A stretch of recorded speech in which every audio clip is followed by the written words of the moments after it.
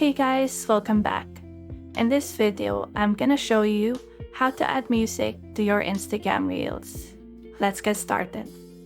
Firstly, open up your Instagram app and create a story by swiping your screen to the right.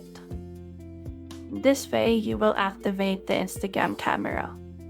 Below your screen, choose Reel. And you may add music to your reel either before or after taking a video. If you want to add music before creating a video, from this page, click the music icon at the left side of your screen and then choose a song that you think will fit your Instagram reel. So let me just choose this one and then just select the exact part of the song that you'd like to add to your reel. And then tap done. You may start recording and your music will play while you're recording.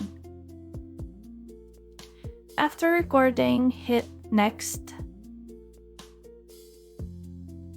And here you may edit your reel audio by choosing controls and adjusting the music or the camera audio accordingly.